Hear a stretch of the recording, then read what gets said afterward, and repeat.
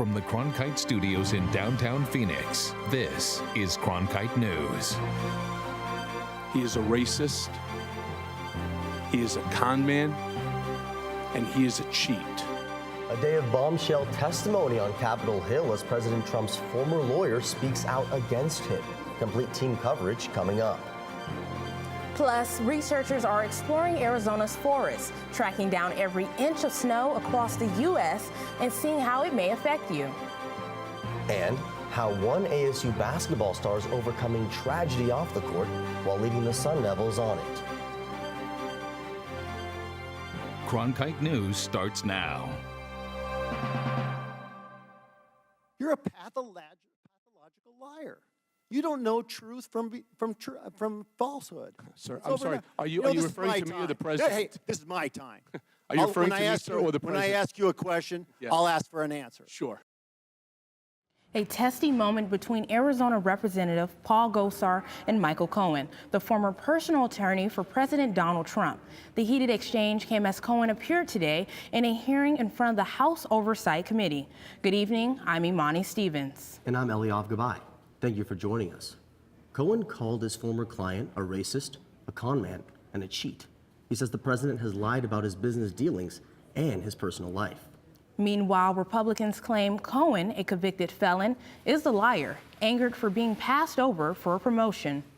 Cohen presented several pieces of evidence, including a $35,000 check for hush money for the president's alleged affair with an adult film star. Cohen also said Trump knew in 2016 about WikiLeaks preparing to release emails damaging his opponent Hillary Clinton's campaign, and that Trump lied about an ongoing project during his own campaign of a Trump Tower in Moscow. Republicans on the committee, including Paul Gosar, refuting Cohen's ability as the now disbarred lawyer who's facing 3 years in prison for tax crimes, campaign finance violations, and lying to Congress. For those who question my motives for being here today, I understand. I have lied, but I am not a liar. And I have done bad things, but I am not a bad man. I have fixed things, but I am no longer your fixer, Mr. Trump. We have team coverage headed your way. Let's go first to our Cronkite News Bureau in Washington, D.C., where Alyssa Klink spent the day at a Cohen testimony watch party. Alyssa, how are people reacting? Well, people across the country were glued to the congressional testimony today of Michael Cohen, the one-time fixer for President Donald Trump. But in what may be an only in Washington moment, at least some of the people here were glued to bar stools, too. For Duffy's Irish Pub co-owner Casey Callister, it was not surprising that people would be in his bar at 10 a.m. on a weekday watching a congressional hearing. We're prepared for this. This is what we do. Prepared for a crowd that filled every seat with their hands glued to a drink and eyes glued to the TV, all to watch the testimony of President Trump's former attorney, Michael Cohen. I think to say it was a great game watch experience. Callister said that since a lot of his customers work on Capitol Hill, what happens today could affect their jobs. Well, I think in D.C., when there's a big event like this, it actually impacts people's lives. You know, there's somebody that's jobs might be affected by what they say today. What they saw was a grilling of Cohen by Republicans. They harped on his guilty pleas last year to 8 counts of campaign finance violations, bank fraud, and tax fraud. Cohen faces 3 years in federal prison, but while the hearing was serious, that didn't stop occasional bursts of laughter and surprise from the barflies. As a pub, we've always been a place to come and debate and have a pint and talk over your differences. But if there was debate today, it was muted from the crowd. Some in business attire, some in tees and jeans. Callister said it's the perfect place for house watchers, and he expected the bar to stay busy for the rest of the day. We have a pretty good crowd. The pub's full. That's great at 10 a.m. Duffy's was not the only Washington bar that opened early today for the Cohen hearing, but it did play the hearing on 8 flat-screen TVs with stadium surround sound, and it even offered a special drink, the Flipper cocktail, but the ingredients were redacted. In Washington, Alyssa Klink, Cronkite News. A big question on people's minds during Cohen's testimony is if he's breaking confidentiality to Donald Trump. Lawyers are bound to maintain client confidentiality of information and representation during that period of time and well after. Reporter Gabriela Becerra spoke with a local legal ethics expert to find out the terms in breaking lawyer-client privilege. Today, as Michael Cohen testified before Congress, he gave information about his former client, Donald Trump, which would be protected by the attorney-client privilege, which works to keep communication a secret. This communication could be any information exchanged between the attorney and client, whether that is advice or legal information. This agreement includes information about representation. An attorney is not ethically allowed to disclose to anyone who they represent outside of a tribunal. The ethical duty of confidentiality does not end when representation ends. It goes on well past. However, there are exceptions to this rule. Legal ethics expert Linda Sheely says there are ways a lawyer's confidentiality can be overruled by other ethical obligations. Number one, if you think your client's going to kill somebody, you must disclose that. Kill or physically hurt somebody. And the other time when your duty of confidentiality is overruled is if you've previously given information to that entity, let's say a court, and you come to find out it's false, you have to correct the record, even if your client doesn't consent. In his opening statement, Cohen said he was testifying to correct the record. Other exceptions include preventing crime or fraud or a court order. Cohen also referred to Trump as a racist, con man, and a cheat in his opening statement today. Sheely says that lawyers are ethically required to tell the truth in all situations. So as long as he can factually substantiate his comments, can he make those comments? In the newsroom, Gabriela Becerra, Cronkite News. If you live in the high country, you know how much snow has fell recently because, well, chances are you shoveled your walkway. But it's much harder to get a good read on snowpacks in Arizona's wild places.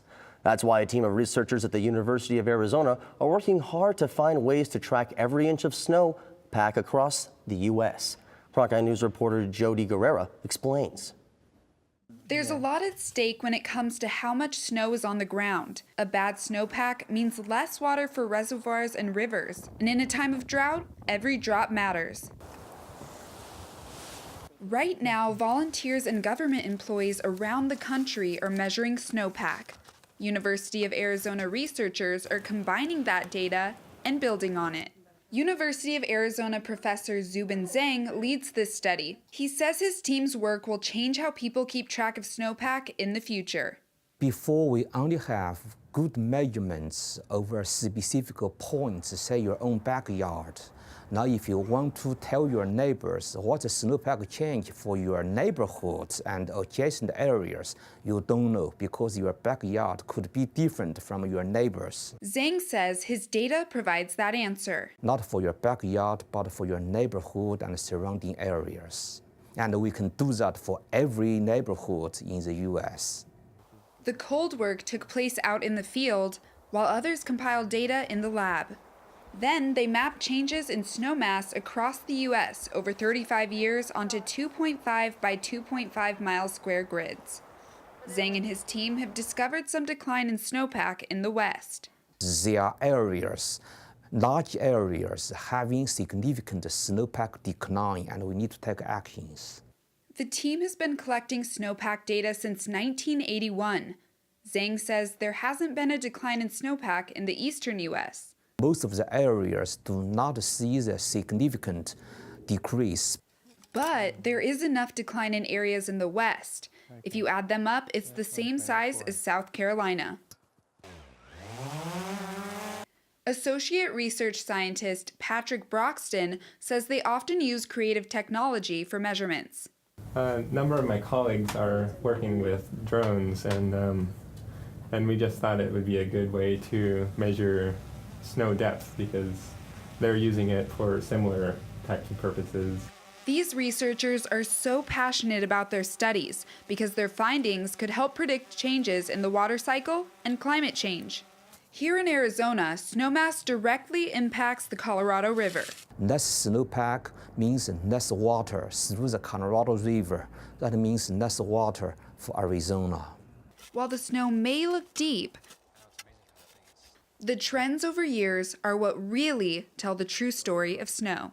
In Tucson, Jody Guerrero, Cronkite News. The researchers at the University of Arizona are collaborating with NASA. They want to send a satellite into space to help track snowpack. An unclaimed veteran was laid to rest in Phoenix this morning with full military honors. U.S. Air Force veteran Will Melvin Shagog had no known family when he died February 15 at 59 years old. The veteran served in the military from 1978 to 1979. Dignity Memorial held a funeral service open to the public at the National Memorial Cemetery of Arizona. Hundreds showed up to honor his memory. Don't go away just yet. Coming up next on Cronkite News, grandparents in Arizona may be getting a helping hand when it comes to caring for their grandchildren. And Sky Harbor looking to add new amenities to appeal to millennials. We'll tell you what they are after the break. I'm Judy Woodruff, anchor and managing editor of the PBS NewsHour. The journalists of tomorrow face a fast-changing media landscape, but quality news remains vitally important to our communities, our country, and our world. At ASU's Walter Cronkite School of Journalism and Mass Communication, students learn solid, reliable reporting, holding the powerful accountable, and rebuilding the public's trust. The Cronkite School and Arizona PBS, preparing the next generation for a stronger future of journalism. With wildfires, a scarcity of water, and other environmental issues facing the Earth today, it's critical to stay up to date with local impacts of a changing climate. That's why we created Elemental, covering sustainability, a multimedia collaboration between public television and radio stations.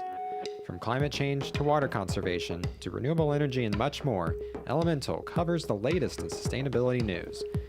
Find our stories on our website, elementalreports.com. Throughout Arizona, more than 100,000 children are cared for by their grandparents or other kinship relatives. Now, 3 bills could alleviate some of the financial strain on the families caring for them. Ariel Salk explains. Our favorite game. Kelly Appling is the licensed kinship placement for one of her grandchildren. Come out so we can play Guess Who. Her mother was experiencing a hard time and asked if I could keep her for just a little bit. But Appling is no stranger to raising children. I have 2 biological.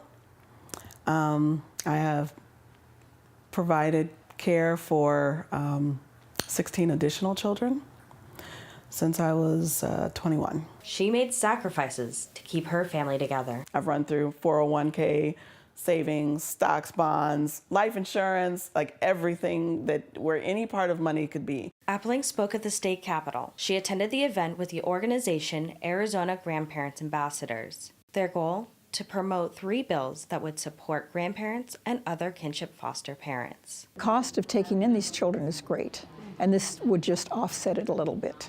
The statewide chair, Ann Nichols, says the 3 bills would provide a little extra money to help raise children. Not like what you would get if you were a licensed foster parent, but it's enough to help with the costs of having children you didn't expect to have. For Appling, it's more than the financial assistance. It's not even about, just trying to get free money or free benefits. It's more so of just a change in your household. Like this is a lot. In Phoenix, Ariel Salk, Cronkite News. Sleep suites and automated stores. Just some of the new amenities Sky Harbor International Airport is looking to install to appeal to millennials. The airport is asking Phoenix City Council to allow it to seek bids on 6 concession spaces. Next month, airport staff will bring the Aviation and Transportation Subcommittee a proposal to solicit at least 1 automated market in Terminal 4. The proposal is in response to research conducted by the airport showing millennial travelers find these sort of concepts appealing. From South Phoenix to a star on ASU's men's basketball team. But it was no easy layup for this big man. We'll take you on the emotional ride of Zylan Cheatham, his journey to ASU, and how he's overcoming tragedy this season. That's coming up next on Cronkite News.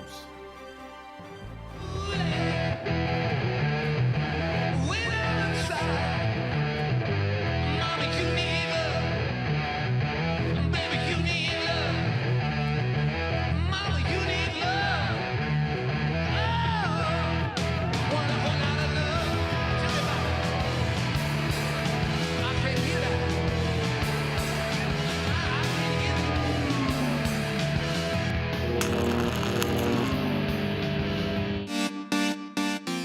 Stay in the know on the go. At Cronkite News, we work hard to report the facts and keep you updated, whether we're on set or on the scene. Taking it from the studio to the field. So I'm here in South Phoenix. In Phoenix, we're just a click away.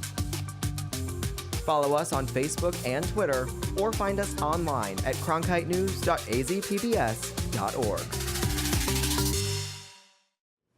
In Arizona State forward Zylan Cheatham's first and final season on the court as a Sun Devil, he's quickly become a fan favorite. The Phoenix native has turned heads with his fiery play and energetic personality, but the journey through his senior year has been a long one.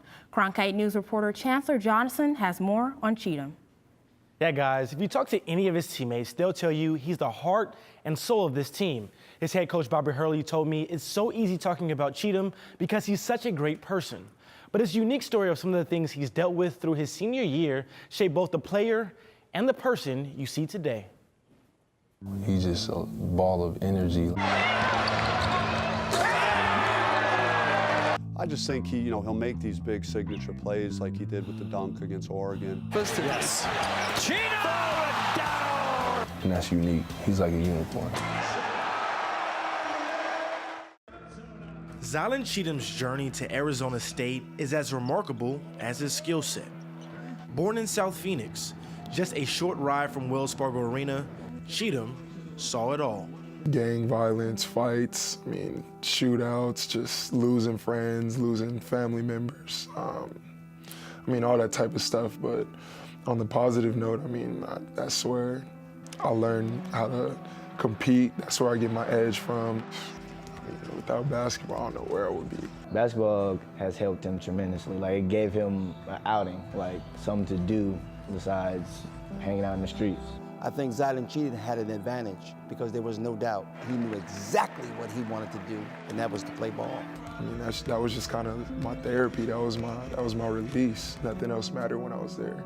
Well, he was excellent. He was an excellent player. As far as the leaping ability and all of that at practice, sometimes he'd do some things that really was like, whoa, that's wow, because not everybody could do that. Zylan's athleticism would take him from the streets of South Phoenix to the palm trees of San Diego State. That's all just athletic ability of Zylan Cheatham right there.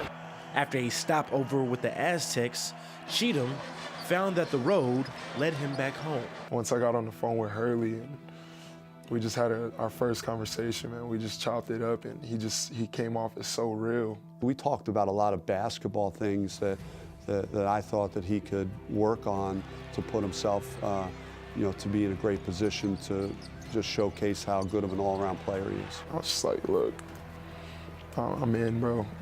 I'm committed. I'm coming home. And ever since then, it's been a dream come true. Soon, the local kid became a fan favorite. Cheatham recorded only the second triple-double in program history, and he played a key part in taking down the #1 team in the nation. But it didn't take long for Cheatham's dream to turn into a nightmare. So we're going to start with breaking news. This out of Tempe tonight. Police searching for the gunman in a deadly shooting. This is a look. On December 29th, just 1 week after upsetting Kansas, Cheatham got a call that his brother Wanya had been shot. Come up to the hospital to see what's going on and get there and wait to find out he didn't make it. It was so hard to see him in that condition and to see how upset he was. There's no preparation when something like that happens. It didn't even seem real.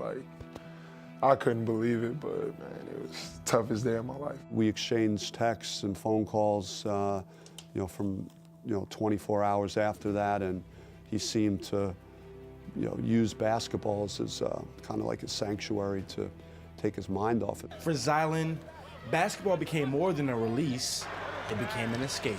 He's probably using this as additional motivation to honor his brother's memory in some way by how he performs. I just know, I got more to play for now. If we were to do something special, make a real tournament run, or do something that's never been done here, I think that would be a testament to my legacy, to my city. I think it would be that much more special. Currently, Cheatham leads the Pac-12 in rebounds per game and is the only player in the conference to average a double-double. You can catch Cheatham in action in ASU's next game against the Oregon Ducks Thursday night. Well, Chance, that feature was a slam dunk, good but job. I'm not sure that weather across the state is quite as exciting. And even with some spring training games coming up, what can we expect? Well, the good news is the pattern change is setting in, especially as we head into the weekend. High pressure is taking control. We have not seen that in a couple weeks because a lot of those games got canceled last week. Not going to be the case. In fact, let's check out that spring training forecast for you tomorrow. If you're heading out for that first pitch at 1 o'clock, expect low to mid 70s around the valley. It's going to be a gorgeous day, and that will continue to be the case as we head into Friday and into the weekend as well. Again, the warm weather, it's here to stay as we head into next week. So let's track your forecast for you here. High pressure building in. Finally, after several weeks of cold and wet weather across the state, westerly flows taking over, which means those rain chances are going to stay out and those temperatures will be going to go up. So as we track those lows around the valley for you tonight, 40s and 50s as we start the morning off at sunrise tomorrow, but all of us are going to be hitting those mid 70s by the afternoon with 76 in downtown Phoenix, 73 out in Apache Junction, and 74 degrees for that high end surprise for tomorrow. Around the state, everyone's going to be warming up too. In fact, up in the high country where there is still tons of snow on the ground up there, 50s along the rim and in Flagstaff, 57 in Payson as well. Tucson getting down to 75. And then check out Yuma, going to be our hot spot at 82 degrees for tomorrow. So we're going to definitely get back to those 80s as we head in through the rest of the week as well. For a lot of those central Arizona spots, for the valley on that 7-day forecast, we'll warm up to 78 on Friday. We will even be floating with the 80s as well then. 74 on Saturday with some cloudiness as well as a disturbance tracks up to the north. But our forecast does look to stay dry. In fact, those 70s are going to be sticking around all the way into next week. So yeah, definitely those spring training games are going to be looking pretty nice. In fact, this is the weather we love to have in Arizona this time of year. And that's why spring training exists here in Phoenix. Well, when it comes to weather, I never know what to wear as far as fashion. In the morning, I got to wear the big coat. At night, settle down. I'm just not sure. Exactly. Like, is sweater weather gone? Well, sweater weather, it's, how cold you think it is, but 50s in the morning. I would say probably layer in the morning, but definitely short sleeves as we get into the afternoon hours. Well, thank you so much for that, Jordan. And speaking of fashion, up next on Cronkite News, how refugees are finding inspiration through fashion and paying homage to their home countries. I'm Matt Berry, ESPN Sports Center anchor and graduate of ASU's Walter Cronkite School of Journalism and Mass Communication. With its bachelor's and master's degrees in sports journalism, the Cronkite School is preparing the next generation of sports journalists to tell stories that matter, stories that excite, inspire, and inform. Cronkite immerses students in covering sports at all levels in one of the country's top sports markets. It's this hands-on experience under the guidance of award-winning sports media veterans that shape the top journalists of tomorrow. If you're looking for one show that tells you what happened that day in the world of business, it's NBR. We saw a classic shipwreck. Nordstrom's opening stores. Triple-digit gains. Crude climbs. We're there to help our audience find new investment ideas. The market still has room to go up. Nightly Business Report is the longest-running business television program in history. Weeknights at 10:30 on Arizona PBS. The International Rescue Committee provides opportunities for refugees, asylees, victims of human trafficking, survivors of torture, and other immigrants to thrive in the United States. Here in Phoenix, the IRC is looking for new ways to raise funds to help refugees as they resettle in the Valley. Cronkite News reporter Hattie Meyer shows us one fashionable way they're doing just that. I just want to be a fashion designer. Still, I'm working on it. Noreen Amir has loved fashion since before she could use a needle and thread. I was always sit beside my mother and ask her to just make some design for me. That was in her home country of Pakistan, a place she and her family fled last year because of difficult circumstances. With the help of the International Rescue Committee, Amir and 9 of her relatives are in the process of resettling in Phoenix. Over the weekend, Amir debuted her collection at the IRC Haute Couture fashion show in Monorchid near downtown Phoenix. She was one of 5 refugee designers, the others coming from Burundi, Honduras, Afghanistan, and the Democratic Republic of Congo. The IRC's Stanford Prescott says Haute Couture is about more than just putting clothes on a runway. What we're trying to show here is that refugees bring art, they bring culture, they bring economic success to our valley, and that's something that should be celebrated, not something that should be. According to the IRC, the number of refugees admitted into the United States from countries such as Turkey, Lebanon, Jordan, and Kenya dropped dramatically between 2017 and 2018. In Arizona, Only 230 refugees were resettled between October 1st of last year and January 31st. Although this number may sound small, it's actually more than in other U.S. locations. Arizona is actually one of the highest states for refugee resettlement. When refugees first arrive, we provide a lot of services targeted at self-sufficiency and integration.